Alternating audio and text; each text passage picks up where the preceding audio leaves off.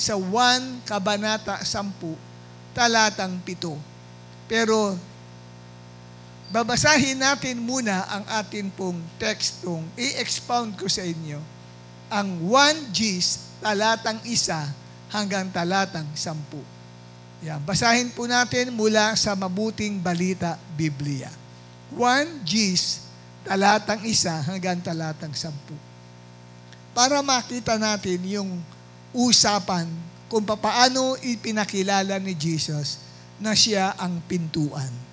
Sabi dito, tandaan nyo ito, ang pumapasok sa kulungan ng mga tupa nang hindi sa pinto nagdaraan, kundi umaakyat sa di dapat pagdaanan ay magnanakaw at tulisan. Ngunit ang nagdaraan sa pintuan ang siyang pastol ng mga tupa. Pinapapasok siya ng bantay at pinapakinggan ng mga tupa ang kanyang tinig.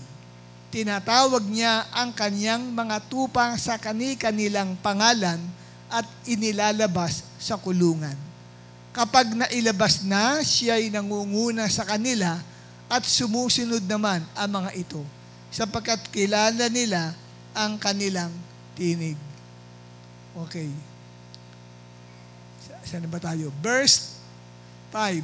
Hindi sila susunod sa iba, kundi tatakbong palayo, sapagkat hindi nila kilala ang tinig ng iba. Sinabi ni Jesus, ang paglalarawang ito, ngunit hindi nila naunawaan ang ibig niyang sabihin. Talatang 7. Kaya't muling sinabi ni Jesus, pakatandaan ninyo, ako ang pintuang dinaraanan ng mga tupa. Verse 8, ang mga nauna sa akin ay mga magnanakaw at mga tulisan, ngunit hindi sila pinakinggan ng mga tupa. Verse 9, ako ang pintuan, ang sinumang pumapasok sa pamamagitan ko'y maliligtas. Papasok siya't lalabas at makakatagpo ng pastulan. And last but not the least, verse 10, basahin natin sabay-sabay. 1, 2, 3. Dumarating ang magnanakaw para lamang magnakaw, pumatay at manira. Naparito ako upang ang mga tupa ay magkaroon ng buhay, buhay na masaganang lubos. Palakpakan natin si Lord sa pagkakabasa natin ng kanyang mga salita. Dito po sa atin pong i-expound sa inyo. Actually, ang aking i-expound ay nasa verse 7 hanggang verse 10. Kaya lang, niloob kong basahin natin ang verse 1 hanggang verse 6 para makita ninyo kung bakit nagkaroon ng switching ng pagpapaliwanag ni Jesus at napadako doon sa malinaw niyang sinabi sa talatang 7. Sabi niya, pakatandaan ninyo, ako ang pintuang dinaraanan ng mga tupa. Kung inyo pong papansinin ang mga wordings po niya, mula sa binasa natin sa verse 1 hanggang sa verse 10, ay yung salitang pintuan. Sa English, ibang translation ay gate, ang iba namang translation ay ginamit ay door. Yan po ay binanggit ng 7 beses. 7 times na binanggit ang mga salitang yon. Okay? Dito lamang sa verse 1 hanggang verse 6 ay 5 beses nabanggit yung word na gate, door, sa Tagalog ay pinto o pintuan. Pagdating sa verse 7 hanggang verse 10 ay 2 beses nabanggit ang salitang pinto. Alam niyo po, sa pag-aaral ng mga ganyan sa Scripture, kung ano po yung pinakamaraming wordings na naiulit, yun ang binibigyang emphasis na kailangan mong bigyang pansin.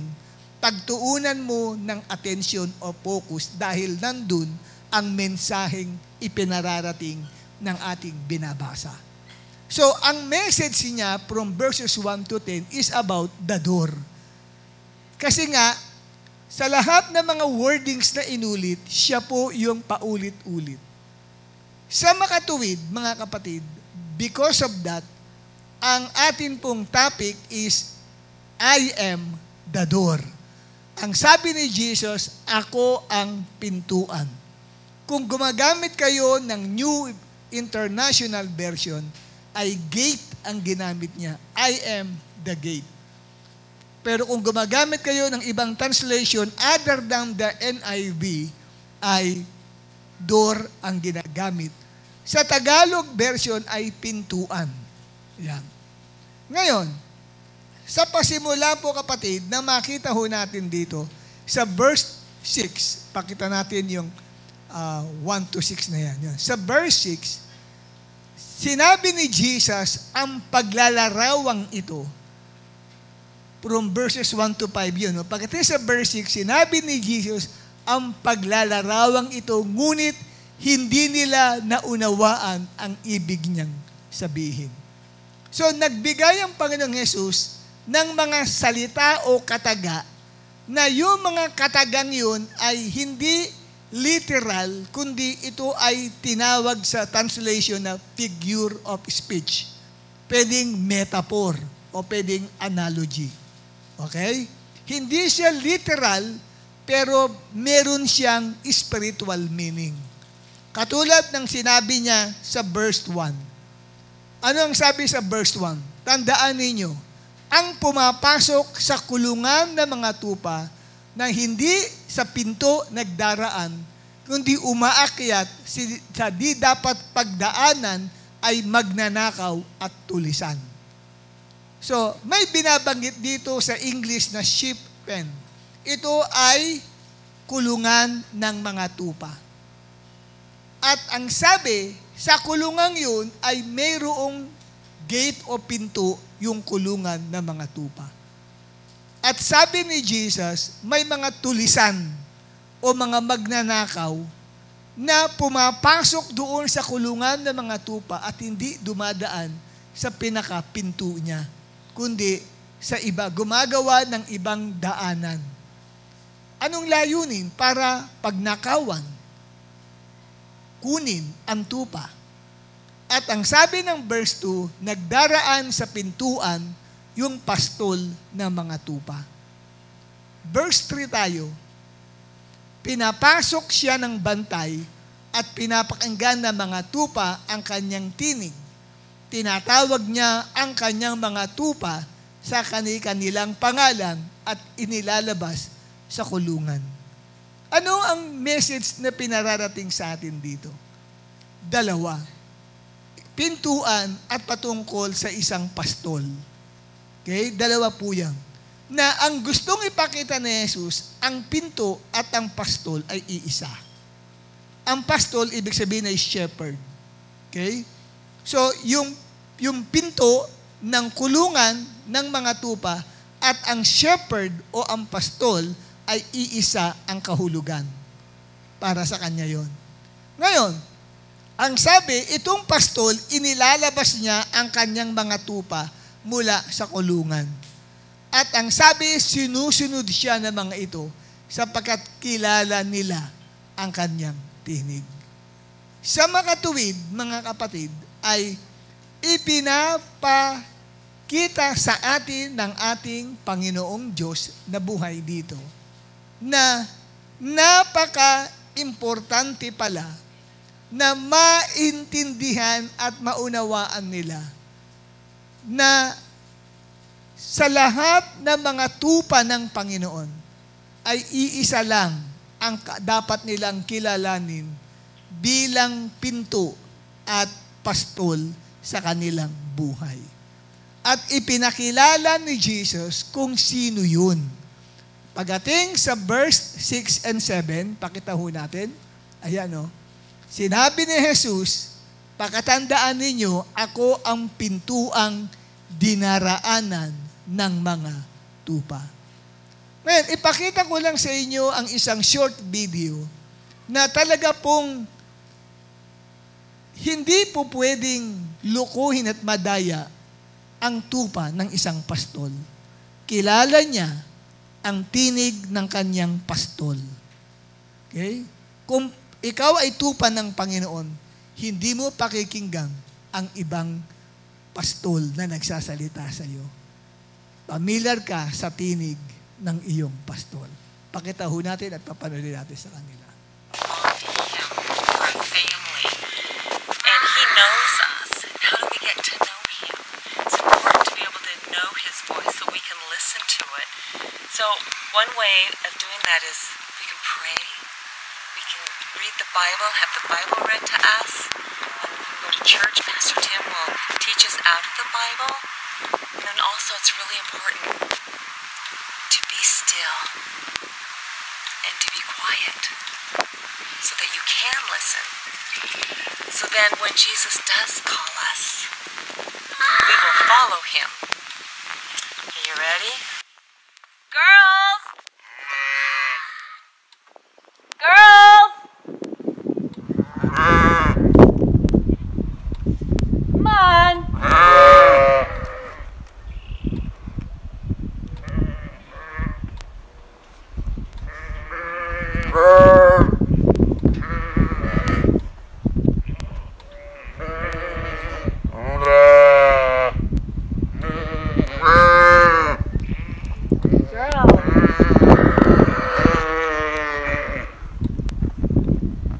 Their babies are learning still. Come on, girls. So they know my voice, but we should know Jesus' voice, and we should follow Him. Come on, girls.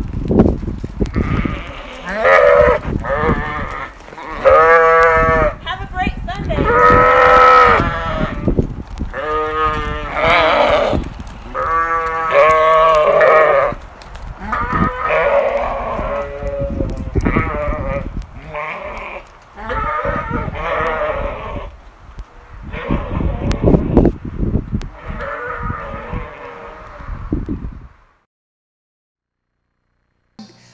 Ang nag-aalaga yung babae.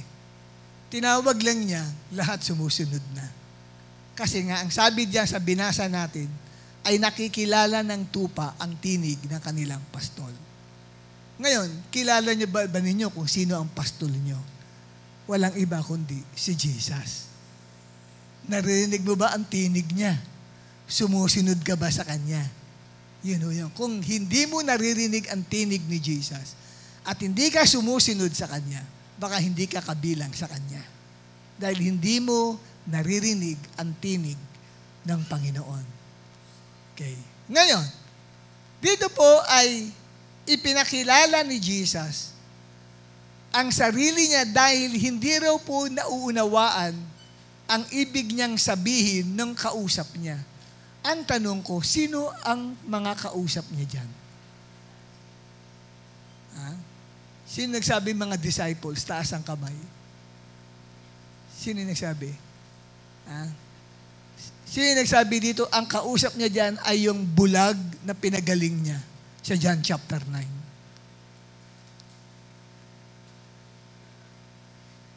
Hindi ba kayo nagbabasa? Bago ang John chapter 10, anong susunod muna? 9, tama, ang galing. Ang talino mo. Sabi mo, ang talino mo pala. Bago mag-10, 9. Sabi mo, ang galing mo. Di ba? Sa John chapter 9, may istorya doon. May pinagaling si Jesus na isang lalaking bulag. Bulag pa, doon pa lang nang isilang ito, bulag na. Yun po, verse 1. Bulag na siya from the time that the man was born. Ngayon, sabi ni Jesus sa kanyang mga alagad, ito ba ay nagkasakit dahil sa kasalanan niya o sa kasalanan ng mga magulang niya kaya isinila siyang bulag? O kaya yan ay nabulag ngayon dahil para mahayag ang kapangyarihan ng Diyos? Mamaya-maya, pinagaling ni Jesus yung bulag. Sa John chapter 9. Kikwento ko na lang natin babasahin. Ngayon, nakita ng mga tao, kasi naglilimos yan nabalitaan nila, yung naglilimos na bulag, nakakakita na, pinagkaguluhan siya ng mga tao. At nakarating sa mga Pharisees, sa mga religious leaders yung himalang ginawa ni Jesus. Nilapitan ngayon ng mga religious leaders yung lalaking bulag. Sabi nila, sino nagpagaling sa'yo? Sabi niya, hindi ko po kilala eh. Basta nagsabi sa akin na hugasan ko ang aking mga mata sa tangke ng ganito at ako'y makakakita na. Ginawa ko yun. At ngayon ay nakakita na ako. Ngayon, sa bagay na yan, hindi makapaniwala yung mga religious leaders doon sa pagpapagaling ni Jesus. At tinawag yung kanyang mga magulang, ano nangyari dito? Totoong bulag yan. Kaya lang, matanda na po siya na po ang bahalang sumagot kasi natatakot sila. Dahil pag sinabi nilang si Jesus ang nagpagaling, ititiwalag sila sa kalipunan, sa Judaism, at isasara ang sarado ang pintuan sa kanila sa templo. Hindi sila papapasukin sa templo. Kaya dyan po bumanggit si Jesus ng patungkol sa pintuan. Bakit na nabanggit sa John chapter 10? Binagdiinan niya yung pinto dahil isinara ang pinto para doon sa lalaking pinagaling ni Jesus na bulag. Kaya sabi, in-excommunicate. Pag sinabing in-excommunicate, sinara ang pinto ng templo para doon sa lalaki. Kaya itinakwil po yung lalaki. Ngayon, natagpuan uli ni Jesus. At malakas ang boses ni Jesus nung nagsasabi siya ngayon patungkol dyan sa mga tulisan na yan, na may pinaparinggan si Jesus na mga tulisan, na kung saan ang sabi ay ito mga tulisan, hindi nagdadaan sa pinto, kundi sa iba, no, ng kulungan ng mga tupa. Ngayon, narinig ng mga Pariseyo, talagang pinarinig marahil ni Jesus sa kanila. Kaya ang sabi ay hindi nila maunawaan yung paliwanag ni Jesus at nilinaw niya ngayon, ako ang pinto. Parang sinasabi niya doon sa bulag. Isaraman ng mga kawatan, mga magnanakaw na ito. And Jesus was referring to the religious leaders na nag-excommunicate doon sa bulag. Isaraman ang pintuan sa iyo, pero bukas ang pintuan ko para sa iyo. Yun ho yun. Kahit basahin nyo dyan chapter 9, nariyan po na itiniwalag. Para maintindihan nyo yung istorya.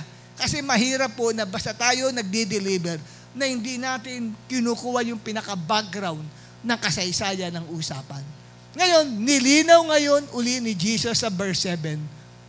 Ang sabi ni Jesus sa kanila, tandaan ninyo, I tell you the truth, sabi niya sa English, I am the door for the sheep. Ngayon, yung pagpapakilala niya sa verse 7, I am the door for the sheep.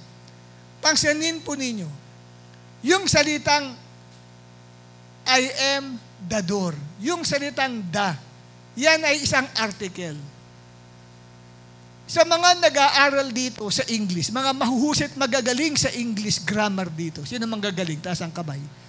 Sige, para magpaliwanag kayo ng isang bagay. Yung difference ng the article at saka ng a article. Di ba? Yung introduction, the door. Iba ang ibig sabihin ng the door sa a door. Di ba?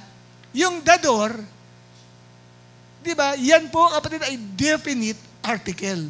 Yung a door ay tinatawag na indefinite article. Bakit? Kasi ang pagkakaiba nila, yung the door, specific siya. Okay? Na talagang may tinatarget na siya lang nag-iisa. Kaya the door. Pag sinabing a door, ibig sabihin ay out of many doors. Maraming pintuan yun. Isa lang yun. Pero itong the door, nag-iisa lang siya. Kaya dito ipinakilala ni Jesus sa pamagitan ng paggamit niya ng definite article na the. Hindi niya sinabing I am a door. Amen? Sinabi niya, I am the door. Ibig sabihin, He is one and only door of hope, of blessing sa kanyang mga tupa. Nag-iisa lang siyang pintuan ng pag-asa. Amen po ba? Sa lahat ng kanyang mga tupa. May mga kausap ba kung tupa ng Panginoon dito? Pakitanong nga ang katabi mo, tupa ka ba ng Panginoon? Okay, mga tupa ni Lord. Ang sabi, iisa lang ang ating pintuan. Walang iba kundi ang ating Panginoong Hesukristo. Amen po ba, mga kapatid?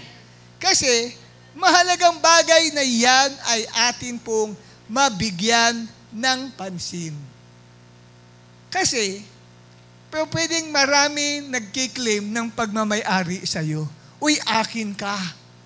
Hindi po. Ang isa lang ang nagmamay-ari sa atin bilang tupa. Sino yon? Si Jesus. Isa lang. Po pwedeng si Satanas nagkiklaim na pagmamay-ari ka niya. Sabi ni Satan, akin ka. Sabi naman ng cell leader mo, akin ka. Sabi ng iba naman na gustong ikaw maging member sa cell group niya, hindi, dapat akin ka. Mali kayong lahat. Ang isa lang ang nagmamay-ari dyan, kundi si Jesus. Amen po ba? Iisa lang siya na pintuan na pwede nating pasukan. Amen, mga kapatid? Kaya nga sa John chapter 10, verse 27, nandun pa rin tayo sa John chapter 10. Anong sabi ni Jesus? My sheep listen to my voice, and I know them, and they follow me. Sabi niya, hindi niya sinabing your sheep, but my sheep. My. So, ginamit niya, kapatid, ang salitang my, claiming ownership sa kanyang tupa. Yan. At ang sabi, yung aking mga tupa ay nakikinig sa akin.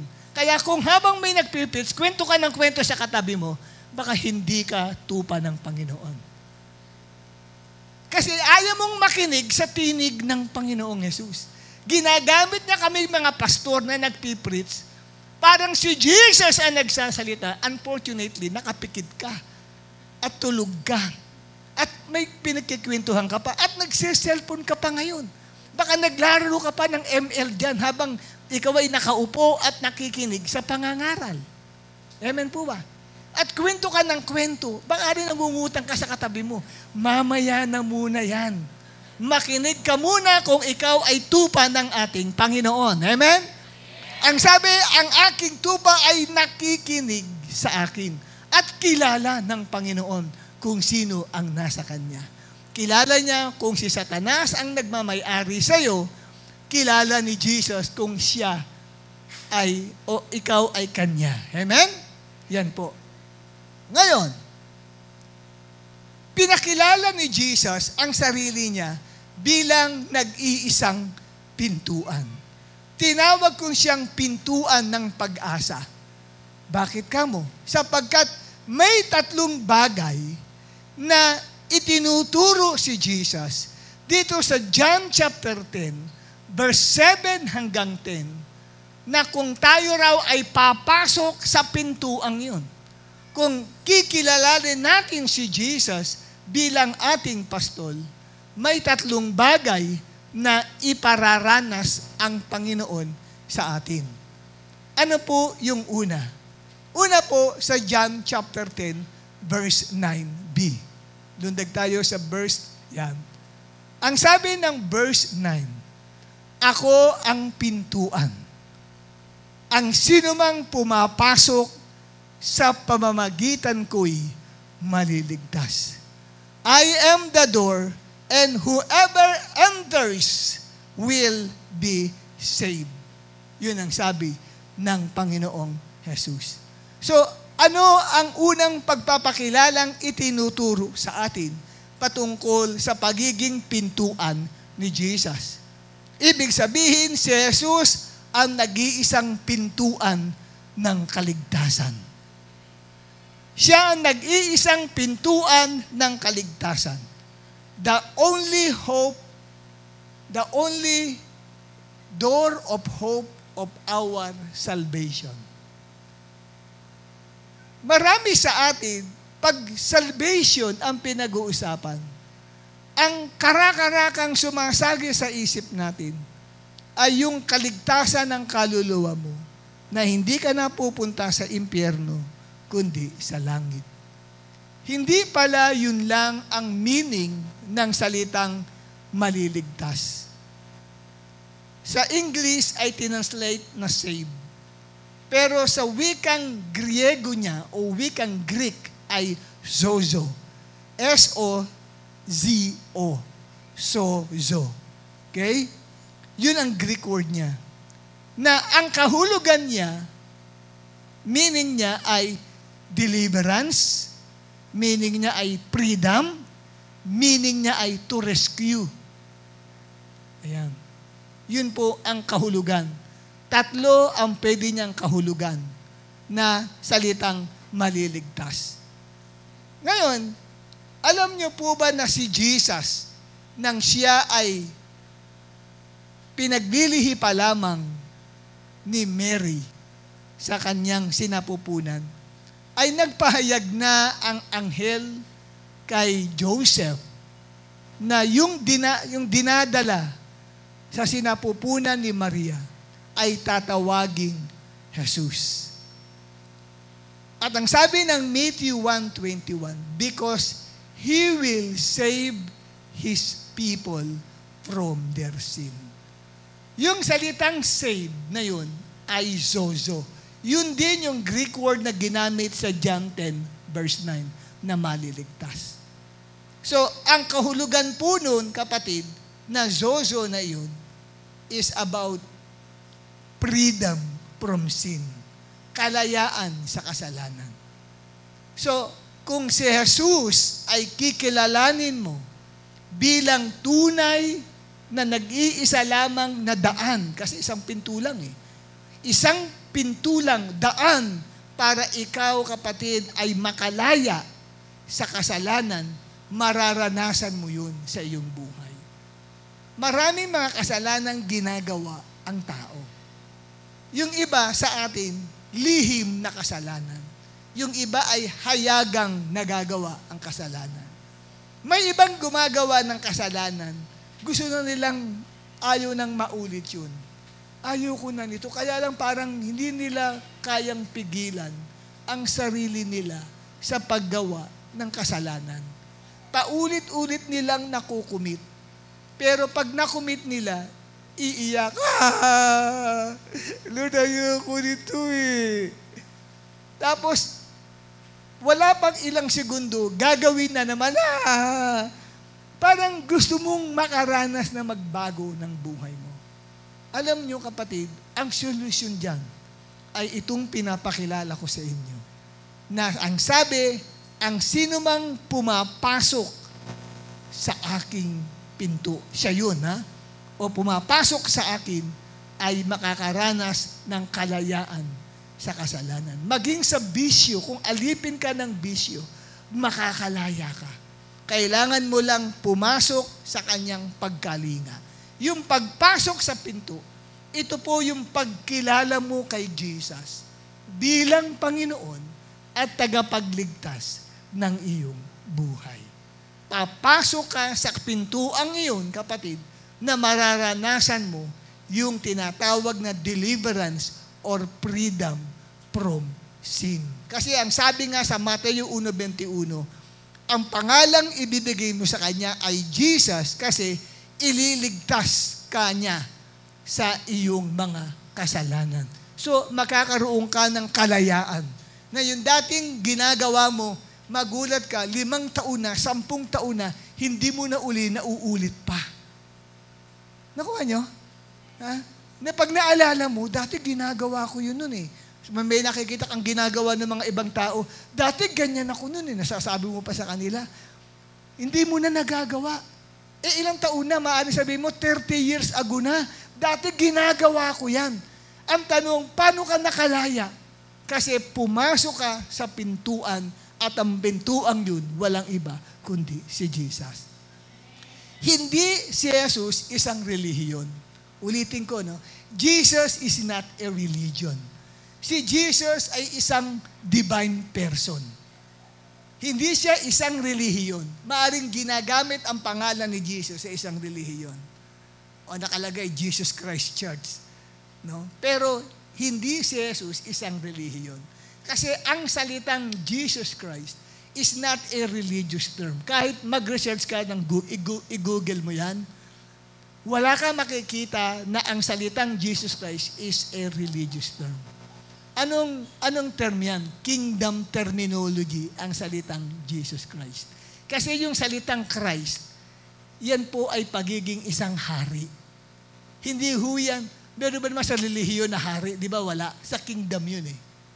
O para maintindihan nyo yung salitang monarchical.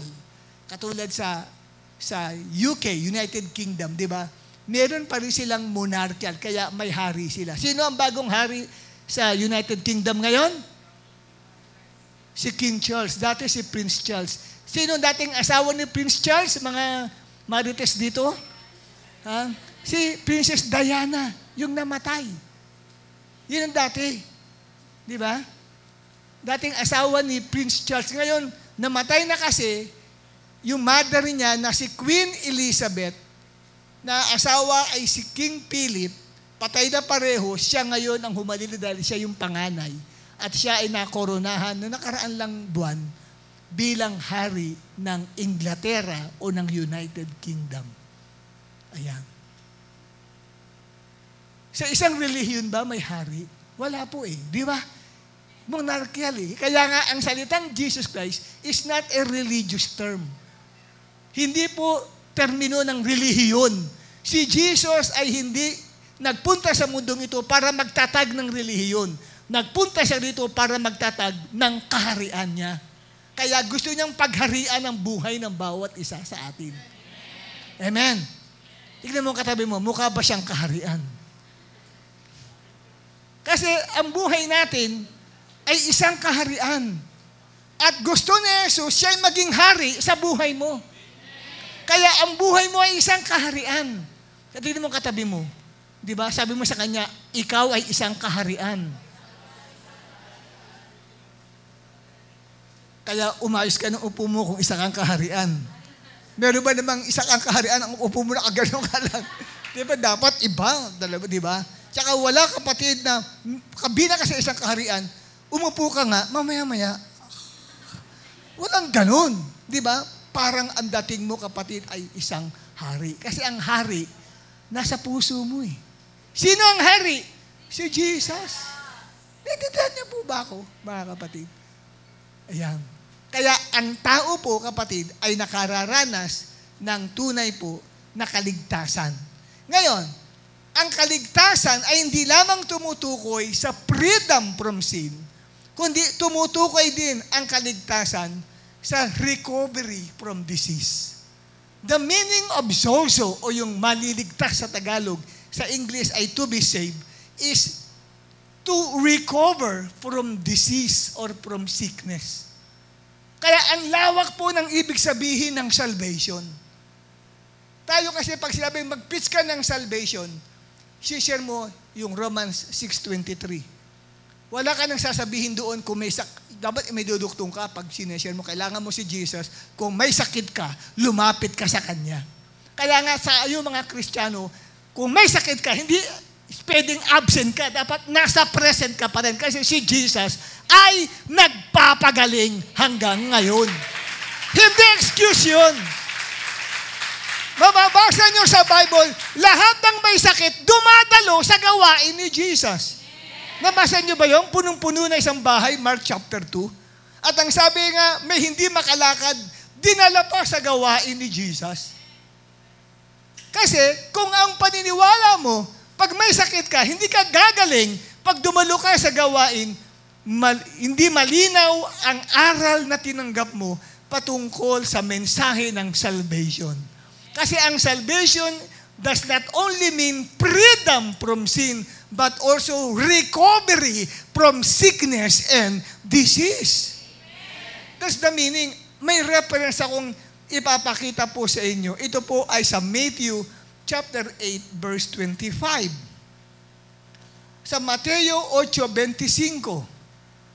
Ano po ang sabi rito sa book of Matthew, chapter 8, verse 25? Basahin ho natin, kapatid.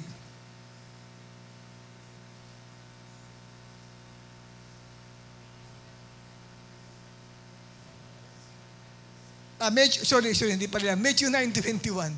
Mamaya pala yun. Matthew chapter 9 verse 21. Mamaya yun. Yan naman ay to rescue us from danger. Another meaning ng zozo. Matthew 9 verse 21.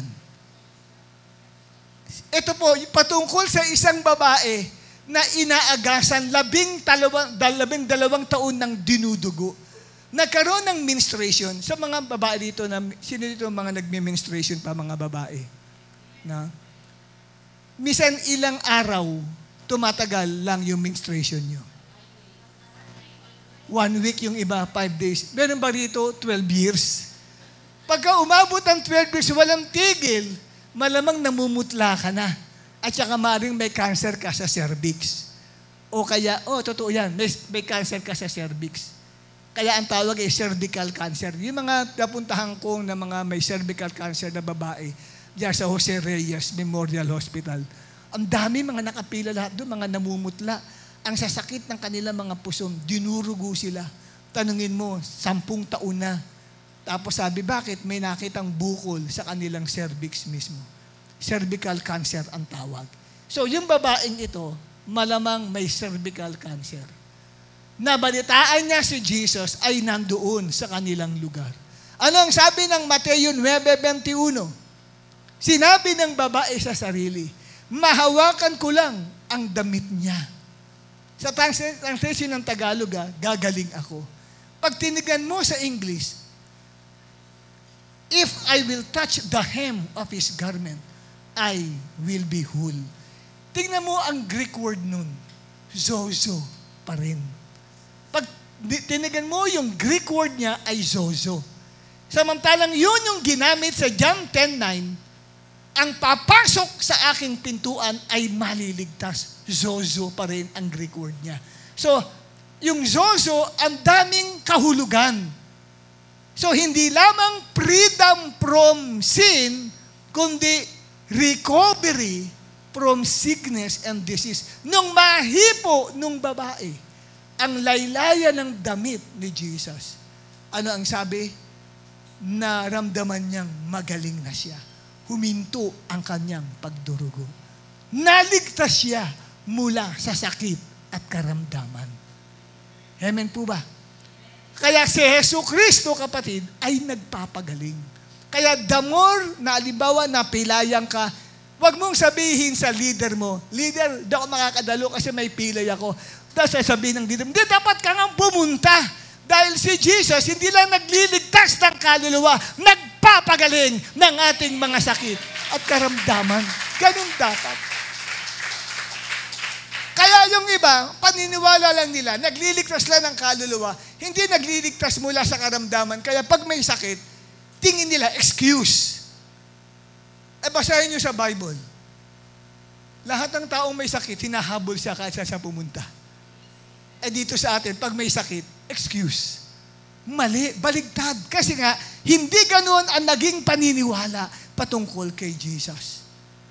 At ano ba ang ibig sabihin na si Jesus ang nag-iisang pintuan ng kaligtasan? Ito po yung aking pababasa sa Matthew 8, verse 25. Ito naman, nagliligtas sa atin sa panganib. Yun po ang ibig sabihin na si Jesus ang Savior. Pag sinabing Savior si Jesus, hindi lamang, kapatid, ang kaluluwa mo papasok sa langit. Kasi tayo hanggang doon lang ang paniniwala pag sinabing Savior, si Jesus aking Savior, di ba? Ligtas ka na, hindi na pupunta ang kaluluwa mo sa impyerno. Period. Yun na lang ang paniniwala natin sa salitang naligtas tayo. Hindi po. Kasama din po dyan ang pagdiligtas sa atin ng Panginoon mula sa kapanganiban sa ating pong buhay. Mateo 8:25. Ano ang sabi po dito, mga minamahal? Lumapit ang mga disciples. Ginising nila si Jesus. Bakit? Kasi lumulubog na yung bangka nila. Dahil po malakas ang alon at malakas ang hangin. Ano ang sabi nila? Iligtas nyo kami. Yun, yung word. Iligtas nyo kami. Lord, mamamatay na tayo. Yung salitang, Lord, save us. Yung salitang save, sa Greek word ay zozo, ibig sabihin ay rescue us, Lord, from danger. Sagipin mo kami, Lord, sa panganib.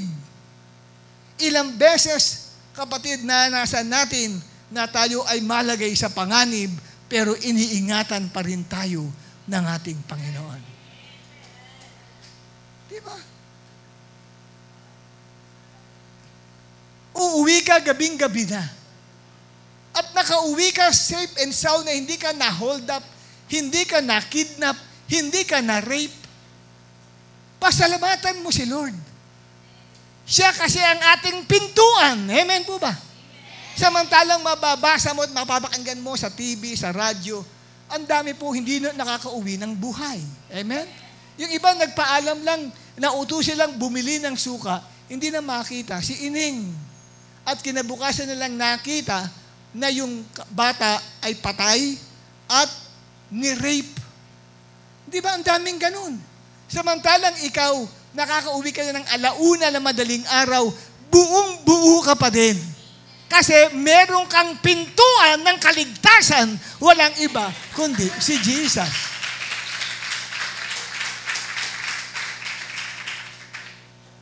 At marami nasasagasaan.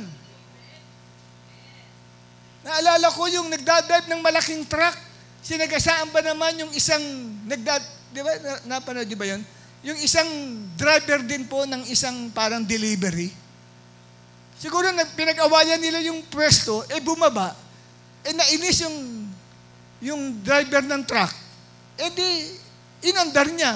Nandoon, nakatayo doon. Sinagasaan. Patay yung tao. Kaya ang hirap pag wala tayo sa pintuan ng ating Panginoong Jesus. Pag walang Jesus, ang panganib ng buhay mo. Tiyakin mo lang may Jesus ka. Amen? At kung may Jesus ka, dapat nakapasok ka sa pintuan na yun. Walang iba kundi ni Jesus para maingatan ka. Naalala ko tuloy si Brother Mario.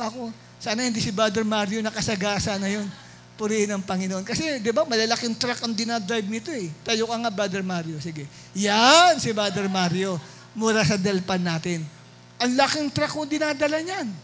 Mga kapatid, buti na lang hindi siya yun. Kasi kung siya yun, wala siya dito dahil nakakulong daw yung nakakulong yung sumagasa eh. At kinakasuhan ng murder yung tao. Iiyak-iyak ngayon yung pamilya noong nasagasaan. Mapanganib ang buhay ngayon. Kung wala kang Jesus, nasa kapanganiban ng buhay mo.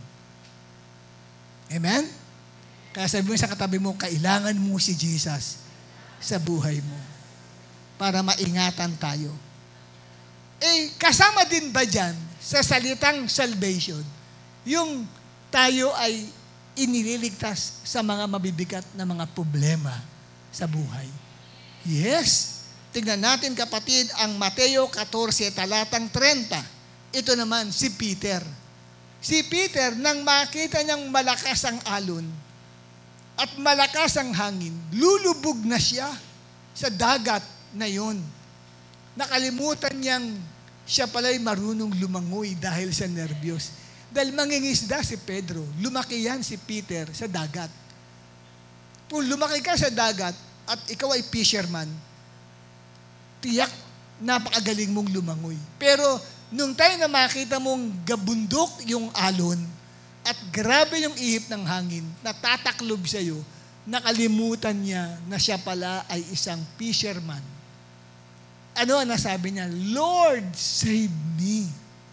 Yung salitang save, pag tinignan nyo sa Greek word ay zozo. Yun pa rin ang kahulugan. Samantalang yun ang sinabi kay Jesus, and you shall give him the name Jesus, for he will save zozo, his people from their sin.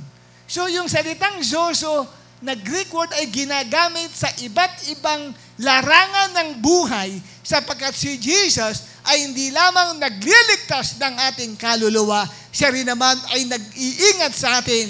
Pag tayo'y palubog na sa mga problema sa buhay, siya mag-aangat sa buhay ng bawat isa sa atin.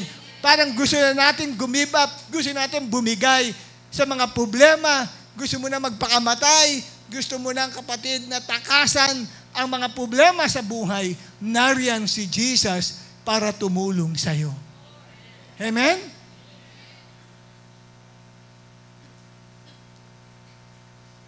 Bulungan mo ang katabi mo.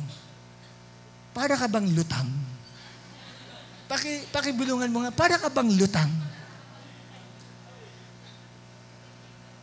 Bakit parang lutang? Hindi ibig sabihin, kapatid, ay sabog yung katabi mo. Para nakatake siya ng shabu o ng marijuana o ng... Hindi yun. Kundi, para kasing hindi niya alam ang kanyang gagawin sa buhay. Nag-i-struggle siya. Ngumingiti ang katabi mo, pero ang bigat ng nararamdaman niyan sa kanyang puso. Nandito yan. Tatawa-tawa yan. Pero pag tinanong mo kung ano sinasabi ko, walang naintindihan yan. Kasi lutang ang isip niya. Ang isip niya ay nasa ibang bagay. Maaring may pinagdadaanan yan sa buhay niya. Kaya kalabitin mo siya. Sabihin mo, daanan mo lang, Brad. Daanan mo lang, sis. Okay? At sa gitna ng mga ganyang pagsubok, diyan mo maaasahan ang pagpapakilala ni Jesus. Ako ang pintuan. Ang sinumang pumapasok sa pamamagitan ko'y maliligtas. Kaya ang kaligtasan, lumalawak ang kaalaman mo ngayon sa kaligtasan, kaya pag nag-share ka, hindi lamang ang pinakapunto ng iyong sharing sa Kanya ay ang kaluluwa mo ngayon ay papasok na sa langit. Hindi po, kundi pinapakilala mo sa Kanya yung Jesus na bawat aspeto ng buhay mo, bawat pagdaanan mong pagsubok, bawat mga karamdaman at sakit, iba't ibang uri ng suliranin, nariyan siya, tutulungan Kanya at gagawa siya ng paraan para ikaw ay makalutas sa mga suliranin at problemang yun. Amen? Humanap ka ng hindi makangiti na katabi mo.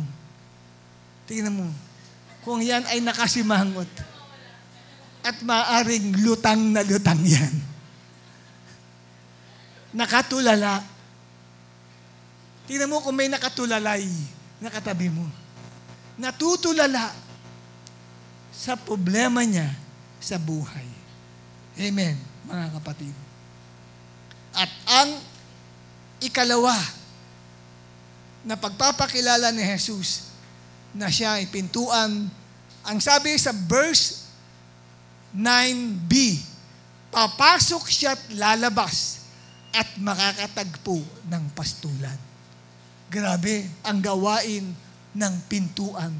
Walang iba kundi si Jesus. Yung tupa ay papasok, lalabas mula kay Jesus, pero makakatagpo ng pastulan. Ano ibig sabihin ng pastulan? Ito ay yung lupain na kung saan ang mga tupa ay kumakain ng mga sariwang damo. Ano ang ibig sabihin nito? Si Jesus ang nag-iisang pintuan ng panggagalingan ng lahat mong pangangailangan. Sinasabi kong nag-iisa dahil sinabi niya, I am the. Ginamit yung article the. One and only door. Siya lamang the source of your material, financial, and spiritual blessing. Amen? Sa English, He will come in and go out and find pasture. Kung sa English na ito, yung He will come in and go out, ay parang tinutukoy yung pastol ang pasok, labas-pasok, pero naghahanap ng pastulan para sa kanyang mga tupa. So, ganyan ang kaisipan o konseptong nasa isip ni Jesus Christ. Tungayan natin sa realidad ng buhay. Meron pong survey ang ginawa ang Okta. Yung Okta na kung saan dati nagsasurvey yan patungkol sa ilang percentage ang naka-epektuhan ng COVID-19, yung mga Okta report. meron din sila ngayong inilalabas na mga Okta report hinggil po sa kalagayan ng ating mga kababayan. Ayon sa kanila, ay may 11.3 million na nagsasabing mahirap ang kanilang buhay. Nakakabilang kayo sa 11.3 million na mga kababayan na nagsasabing mahirap ang buhay nila. Ang dami ng 11.3 million. At meron din po na sa survey na 4.2 million ang nagugutom na kababayan natin. Pag sinabing nagugutom, hindi sila nakakakain ng at least 3 times a day. May agahan o almusal, tanghalian at hapunan. Yung nagugutom ay once a day lang kung makakain. O pwedeng walang agahan, tanghalian lang nakakakain. Dahil wala pong pera, hindi makakain ng gabi. Ilang kababayan natin ang nasa ganung kalagayan? 4.2 million. So meron tayong 4.2 million na hanggang ngayon ay gutom. Kakakain mo lang, ang sarap-sarap ng buhay mo, busog na busog ka. Ang dami pang tira sa mga kinakain mo. Samantalang may 4.2 million nagugutom. Hindi kumpleto ang kanilang pagkain. Samantalang ikaw may midnight snack ka pa. Bago ka matulog ng alas 12, nagmimerienda ka pa. Kumpleto ang kinakain mo. Amen? At eto kapatid, bakit nagkaganyan? Kasi sa survey, meron pong 2.37 million na mga kababayan natin ang walang hanap buhay o walang trabaho. Ilang milyon sa kababayan natin ang walang trabaho o walang hanap buhay? 2.37 million. Baka kasama doon sa survey na yon ang mga magulang mo na walang trabaho. O ikaw siguro na walang trabaho, walang hanap buhay, ay kasama doon sa bilang na 2.37 million. And because of that, kapatid, alam niyo po ba kung ilang milyon ang hindi na nag-aaral na mga Pilipino ngayon? Ba't hindi nakakapag-aral? Dahil walang pera ang mga magulang. Kaya huminto na ng pag-aaral. Ilang milyon? Mahigit 3 million na mga kababayan natin ang nag-stop sa schooling.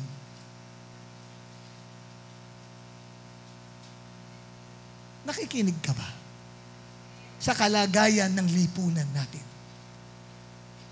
So, milyon-milyon ang nagsasuffer. Para bagang nasa kawalang pag-asa ang marami nating kababayan. Ang dami nun. More than 3 million ang hindi po nakakapag-aral. At mahigit 2.37 walang trabaho. 11 million na mga tao ang nagsabi sa survey, mahirap lang ang buhay at mahigit 4 na milyon ang gutom at hindi kumpleto ang pagkain sa isang araw. Saan tayo tatakbo? Sino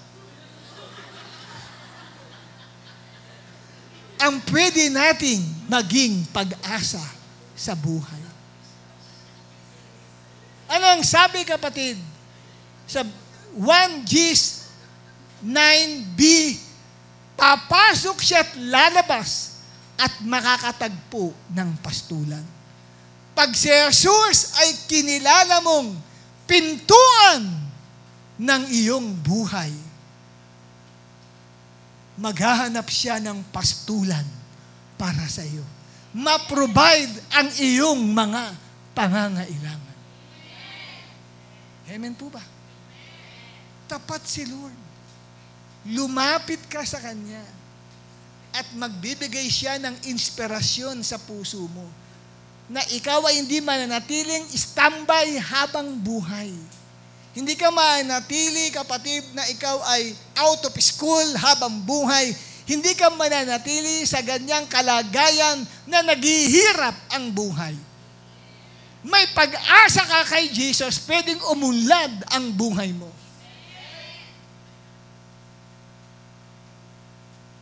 Mahalin mo lang ang kanyang salita.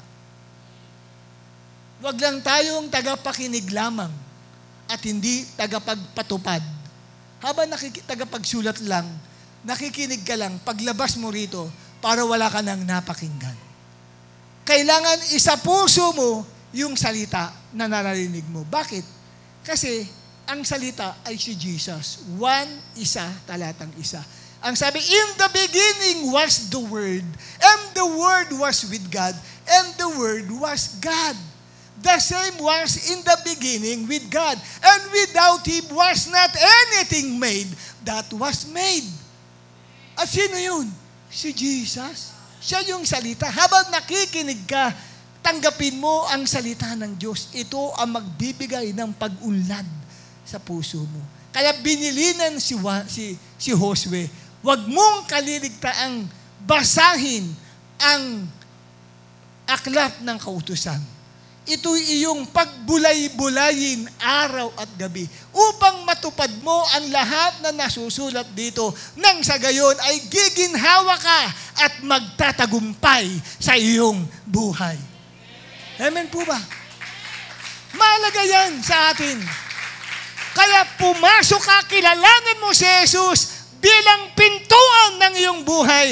Aayusin niya ang buhay mo. Tutulungan kang umunlad. Amen? At hindi ka mapasama sa mga survey na mga taong naghihirap, mga taong nagugutom, mga taong walang hanap buhay, at mga taong hindi na po nakakapag-aral dahil sa kahirapan sa buhay. Si Jesus ang pag-asa ng tao. Amen? Alam niyo yung mga tao, kaya hindi natin mahikayat minsan. Tinitignan din nila ang buhay natin. Tinitignan nila yung behavior. Mga kaibigan nyo, ba't hindi nyo mahikayat sa gawain? Akay ka ng akay sa kanya. Tinitignan ka rin niya. Bakit? Nakikita niya. Ba't ako mapapasama sa kanya? Mas maayos pa ang buhay ko kaysa sa kanya. Di ba? Totoo. Akayin mo, yung buhay ko mas maganda pa kaysa sa kanya eh. Kailangan ipakita mo. Amen? Na kaya mo siya mahikayat dahil nakikita niya sa iyo na si Jesus ang tunay na pag-asa ng buhay mo, tinutulungan kang umunlad ang iyong buhay. Kasi bakit? Siya ang salita at ang salita sa puso mo ay iyong iniingatan. Kaya ang gawain, hindi po hanggang dito lang pag natapos na. Tuloy-tuloy ang service kahit nasa bahay ka. Bakit tuloy-tuloy? Yung salita, iniisip-isip mo pa. Yun ang tawag ay meditation. Wala ka na sa church, pero yung nasa church, dala-dala mo pagdating mo sa bahay. Paawit-awit ka pa. Yung inawit kanina nila Sister Tintin, na awit kanina, inaawit mo pa. Tapos mamaya-maya, may paiyak-iyak ka pa. Kasi bakit inaalala mo yung mensahe patungkol sa pintuan. Amen? Nang siyang pinanggagalingan ng lahat ng pangangailangan natin sa ating buhay, kundi si Jesus. So, tuloy-tuloy ang gawain mo. Kasi akala natin, ang service, dito lang, iiwan lang natin ang gawain dito. Pag wala ka na sa gawain, wala na. Mali po, kaya walang pag-unlad ang buhay ng maraming tao eh, kahit Kristiyano eh. Kasi para sa kanila, ang gawain sa Diyos, hanggang dito lang. Pag umuwi ka na, wala na. Kasi hindi mo minimeditate ang mga nangyaring kaganapan sa buhay mo nung nasa gawain ka. Amen? Naalala ko nung araw, nung ako ay hindi pa nagpapastor, katulad niya akong umaatin. Kinabukasan, Lunes, pasok sa office. Sa office, ang pakaramdam ko pa ay Sunday service pa eh. Kaya nakikipag-usap ako sa mga kasama ko sa trabaho, nagsishare ako nung bagay na napakinggan ko. At nagpapatotoo ako sa kanila. Amen? Nagsishare ako sa kanila. It is as if parang nagsiservice. Kasi ganun eh.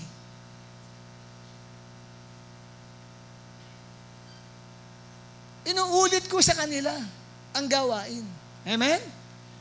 Tayo wala eh. Pag narinig ito, wala na. Nakalimutan na lahat. May kausap ba ibang tao, nakalimutan mo lahat.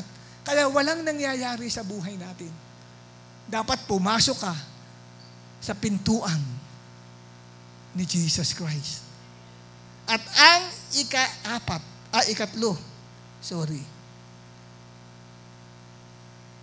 nga pala. May spiritual aspect pa pala. Hindi lang pala financial aspect ang provision ni Lord. Dito sa tinatawag na papasok siya at lalabas at makakatagpo ng pastulan. Kasi ito po ang survey. Ewan ko lang kung may survey kayo nito. According sa World Health Organization, 3.3 million. Marami tayong kababayan, ang bilang ay 3.3 million dumadaan sa depression sa kanilang buhay. Depression. Nadi-depressed. Hindi na nag-i-enjoy sa buhay. Yun po yun eh. Na bawat lingon niya, puro pangit na lang ang nakikita niya. Tingin ka sa katabi mo, lingon. Ayan, pag depressed ka, ang tingin mo sa katabi mo, kapangit! Pag depressed ka, lahat na lang, puro pangit. Ang tingin mo, kapatid, puro kontra sa iyo ang lahat ng bagay. Depressed ang tao eh. Wala siya nakikitang kabutihan sa mga bagay na ginagawa niya. Yun ang taong depressed. Negative ang isip niya. Amen? At dahil dyan, sa survey na yan, alam niyo po ba kapatid, 3.6 million naman na mga kababayan natin may problema sa pag-iisip. According sa World Health Organization, sa buong Pilipinas siya na 3.6 million ay may mental disorder problem. Tingnan mo ang katabi mo. Sabay-sabay, kaya pala. Tingnan mo ang katabi mo. Sabi, 3.6 na mga kababayan natin sa Pilipinas ay may mental disorder problem. Pagtapos mong tumingin, sabay tingin ka sa akin, sabi mo, kaya pala. Dahil sa depression. Alam niyo ba na i-report, ang dami nagpapakamatay? Isa sa mga pinagmula ng depression sa mga estudyante, yung pagbubuli sa kanila. Binubuli sa school. Ang dami po pala. Grabe, binubuli. Kaya iba'y nabubuli sa school. Kaya iba hindi na pumapasok sa school yung iba. At iba'y nagpakamatay. Ang dami po kapatid ng mga records eh. Kaya may isa tayong kapatiran na nagpa-pray sa akin. Kasi parang ayaw daw niyang pumasok at gusto na rin niya magpakamatay. Sabi niya sa akin, Bishop, pag pinyo po ako, binubuli ako sa school eh. Siya pa, paano ang paraan? Yung mga classmate ko na laki, kinukuha lahat ang pera ko. Tapos kinukulong ako doon sa room. Grabe, sister natin ito. Kaya para ayaw niya nang pumasok. Hindi ko na sinabi sa kanya, alam mo, dami nagpapakamatay na baka mamaya maisip pa niya, magpapakamatay na nga lang ako talaga. Pero hindi ko sinabi sa kanya yun. Kaya lang alam ko na. Kasi mayroon ko magbabasa ng mga survey para mabasa natin nangyayari sa lipunan po natin. Amen po ba? Ano ang kailangan ng tao para makarinig nila, para may pag-asa sa buhay nila? Sabi ko, ako, lumapit tayo kay Jesus. Kaya nag-pray kami. Nung last Sunday lang po yun. After ko mag-preach dito, nung last Sunday. Nag-pray kami. At hiningi ko kay Abba Father for Jesus' sake, pakialaman ng Panginoon ang buhay ng sister na yun sa school problem niya na pagbubuli. Tapos noong prayer meeting, nilapitan ko siya. Umatay siya ng prayer meeting. Sabi ko sa kanya, sister, kamusta na? Tuwang-tuwa siya. Sabi niya, hindi na po ako binuli. Praise God, sinagot ni Abba Father ang ating prayer. Kasi sabi ko, angel of the Lord, hatawin ninyo ang magbubuli. Pinapautos ko sa anghel ng Panginoon, hatawin ang magbubuli sa sister na ito. Huwag papayagan. Pinakinggan ng Panginoon. At binilinon ko ng mga angel na may flaming sword. Sabi ko, babantayan ang sister na ito. Sino man magbubuli, naku, pag angel ang humataw sa'yo, masakit yun. Hindi nila nakikita, bigla may humahataw sa kanila na naglalagablab na tabak ng apoy. Di ba? Amen? Siyempre naawa ako dun sa tao. Kasi sabi niya, nag-iisip na siya magpakamatay dahil doon sa pagbubuli. Ayaw niyang sabihin sa mga magulang niya. Buti lang nasabi sa akin. Sinasabi ko naman sa inyo, pero pinapataksyanan ko naman ang kanyang pangalan. Kaya hindi niyo siya makikilala kung sino siya. Malibang magsabi siya, ako po yun. Okay? Yan. At ang ikatlo natin, kapatid, huli na to. Si Jesus ang nag-iisang pintuan ng masaganang buhay. Saan natin mababasa sa John chapter 10, verse 10? Kasi pinakilala ni Jesus, ano ba ang naidudulot ng pintuan na yan? Na kung saan ay siya yun. Pagdating sa verse 10, ang sabi ni Jesus, dumarating ang mga magnanakaw para lamang magnakaw, pumatay at manira. Ngunit naparito ako. Sino ba siya? Sabi niya, ako ang pintuan, di ba? Naparito ako upang ang mga tupa ay magkaroon ng buhay. Ano yung uri ng buhay? Buhay na masaganang lubos. I have come that you might have life and have it more abundantly. Okay. Ano ang ibig sabihin ng masaganang buhay na sinasabi ni Jesus dito? Makinig kang maigi, baka ma-misinterpret mo ito, ha? Hindi ito tumutukoy sa physical o bios life. Yung physical life na masaganang buhay. Hindi rin yan tumutukoy sa material wealth or material prosperity o sa para maging successful ang buhay mo. Hindi po yun ang kahulugan ng masaganang buhay sa 1 Gs, talatang Gs. Saan tumutukoy? Ito pong masaganang buhay. Ito'y tumutukoy sa mataas na uri ng buhay na kung saan, kapatid, ang salitang life sa English dyan ay, ang Greek word niya ay zoe, Z-O-E, na tumutukoy sa buhay sa langit. Tumutukoy po ito hindi buhay sa lupa, kundi buhay sa langit. At ang halimbawa po yan ay ang buhay na walang hanggan. Anong ibig sabihin ng masaganang buhay? Ang masaganang buhay ay ang buhay na walang hanggan na tumutukoy sa isang buhay na masaya. Kasi yung buhay na walang hanggan, yun yung uri ng buhay na meron ka doon sa langit. At sa langit, ikaw ay magkakaroon ng isang buhay na masaya.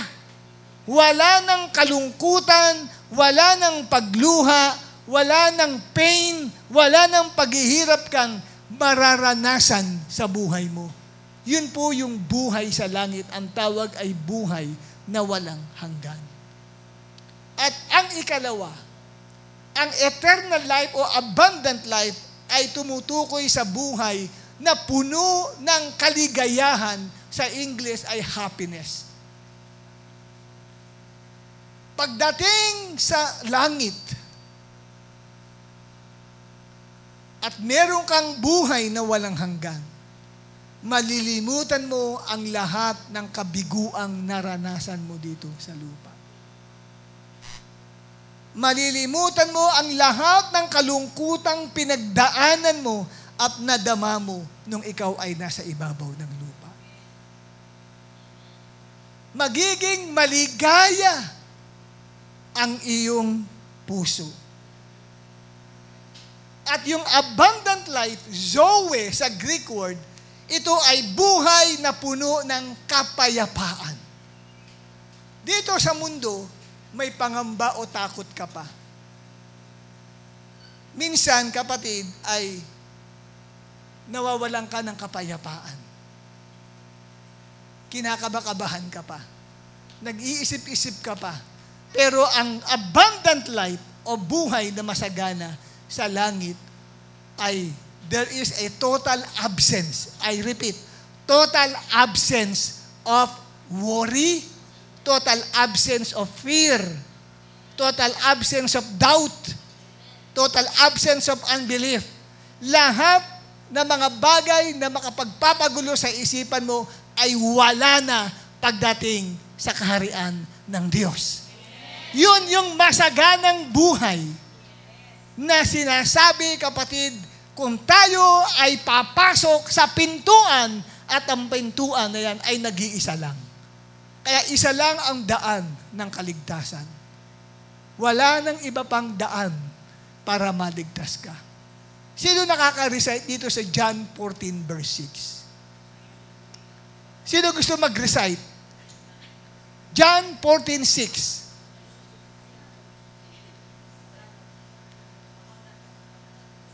Anong sabi ni Jesus?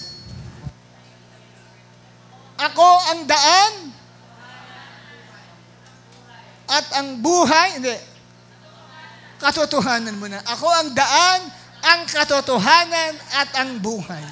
Walang makaparoroon sa Ama, kundi sa pamagitan ko. Alam niyo po ba kung ano ang Greek word ng life na sinasabi ni Jesus? I am the way, the truth, and the life. Zoe din po yan. So, ibig sabihin, siya ang nag-iisang daan. Wala nang iba. Siya ang nag-iisang pintuan para maranasan mo ang abundant life, eternal life. Isang buhay na kung saan ay grabe ang saya. Malilimutan mo na, kaya di na kailangan ang pera doon sa langit. Dahil kahit pag wala kang pera, masayang-masaya ka pa din. Hindi mo na kailangan ang girlfriend doon at ang boyfriend at ang asawa doon. Kasi pagdating sa langit, ang pag-aasawahan ay dito lang sa lupa yan. Pagdating sa kabilang buhay, wala na po yun.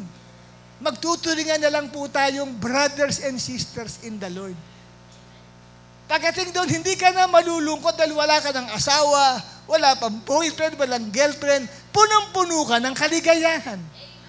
Kaya kung meron dito, wala kang boyfriend, wala kang girlfriend, wala kang asawa, pero satisfied ang buhay mo, yan ang buhay sa langit na nasa lupa. Tanungin mo, kapatid, tanungin mo kung may girlfriend yan o may boyfriend yan. Pag sinabing wala pero masaya ka sa buhay, may asawa ka ba? Wala Satisfied na satisfied ako. Nararanasan niya na ang eternal life sa lupa. Kasi satisfied siya. Amen? Kung walang pera yung katabi mong yan, pero tahimik, peaceful ang kanyang mind, may joy siya, may happiness siya, pero walang pera. Nakangiti, daig pa niya yung may pera. Mapagkakaroon ng mga may pera, kaya mapapautang ka pa nga pahiram naman kasi sabi mo, masaya mukhang parang maraming pera. Hindi halata na walang pera ang katabi mo. Bakit? Kasi nararanasan niya na ang abundant life dito sa lupa. Wala pa siya sa langit, pero nararanasan niya na yung buhay sa langit na siya'y nasa lupa. Yun ang abundant life. Kasi yun ang hindi kayang bilhin. Pabili nga po ng happiness. Hindi mo pwede mabili yun. Pabili po ng peace. Wala. Pabili nga po ng joy. Hindi mo kayang bilhin yun.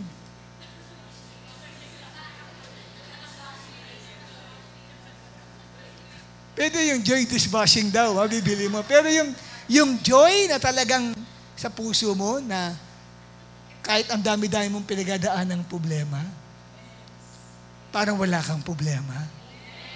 Ang saya-saya mo sa buhay. Kaya nga kung halimbawa nakipag-break sa'yo yung boyfriend mo at naranasan mo yung abundant life, hindi halata na nakipag-break sa'yo yung boyfriend mo kasi masaya ka pa din. Pag sinabi, oy, balita ko nakipag-break sa'yo, sabi mo pa, oo nga nakipag-break sa akin ng boyfriend ko. Ba't ka nakakatawa pa? Kasi iba yung abundant life Amen? Hindi siya nakabatay sa mga bagay na pwedeng nating maranasan sa lupa. Lahat ng yun ay nakabatay sa relasyon natin sa Panginoon. Okay? So yan, natutunan nyo ba? Ang tatlong bagay na naidudulot ng pintuan, walang iba kundi si Jesus. Number one, ano yung number one? Si Jesus ay pintuan ng kaligtasan. Hindi na, ibig sabihin ng kaligtasan. Ikalawa, si Jesus ay pintuan ng pinanggagalingan ng ating pangangailangang pinansyal, material, at espiritual. Ikatlo, si Jesus ay pintuan ng masaganang buhay. Praise the Lord. Salamat sa Diyos. Okay. Sige, lahat ng malungkot ay tumayo. Sige, lahat ng masaya. Lahat ng masaya. Tumayo tayo lahat. At tayo po ay manalangin sa ating Diyos. Aba, maraming pong salamat sa iyong mga salita na napakinggan namin sa gabing ito o sa hapong ito. Tulungan mo po, Aba, na sa pagpapakilala ng aming Panginoong Hesus, that He is the door. The only door wherein we experience your salvation. Not just freedom from sin, but restoration of our good health. Rescuing us from the danger.